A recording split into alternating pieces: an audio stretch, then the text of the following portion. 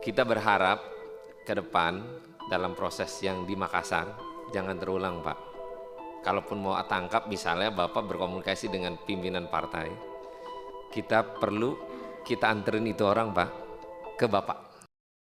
Wakil Ketua Komisi 3 DPR RI Ahmad Sahroni menyoroti langkah Komisi Pemberantasan Korupsi KPK yang meringkus rekannya sesama kader Nasdem sekaligus Bupati Kolaka Timur, Abdul Aziz usai Rakernas Nasdem di Makassar, Sulawesi Selatan.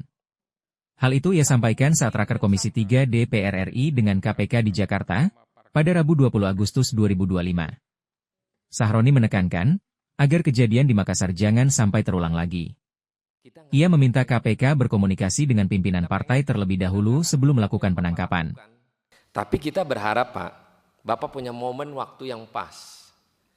Kenapa saya bilang waktu yang pas? Kita semua di sini, 8 partai, jangan sampai lembaga partai politik yang ada di bumi ini, kita nggak dihargai, Pak.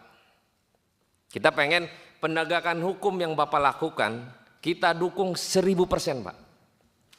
Tindak pidana siapapun pelakunya, orangnya, Pak, sikat, Pak. Tanpa pandang bulu. Tapi kalau mekanisme penangkapan yang tidak bersamaan, kalau waktu yang tidak pas, sampai ada masuk ke ranah dalam ruangan, ke kamar seseorang masuk. Pak, saya salut, Pak, sama anggota Bapak. Masuk ke kamar seseorang, ramahnya luar biasa, Pak. Itu saya jempolin, Pak.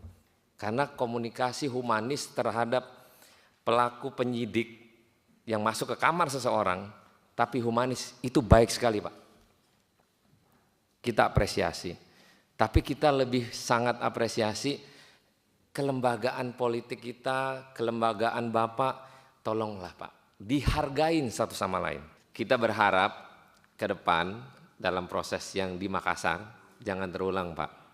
Kalaupun mau tangkap misalnya Bapak berkomunikasi dengan pimpinan partai, kita anterin itu orang, Pak, ke Bapak. Jadi lebih enak, hubungan kelembagaannya ada, kalaupun dia terpidana, dalam konversi pers terakhir aja saya katakan, Pak, kalau di mana yang bersangkutan dalam proses penyelidikan tindak pidana, silakan kerjakan. Jadi kita nggak melindungi, Pak. Pasti kita akan dukung penegakan hukum yang Bapak lakukan. Bagaimana pendapatmu terkait pernyataan Ahmad Sahroni tersebut? Tulis pendapat Anda di kolom komentar. Jangan lupa like dan subscribe ke Suara Wakil Rakyat. Hadir pada siang hari ini. Pertama-tama mari kita panjatkan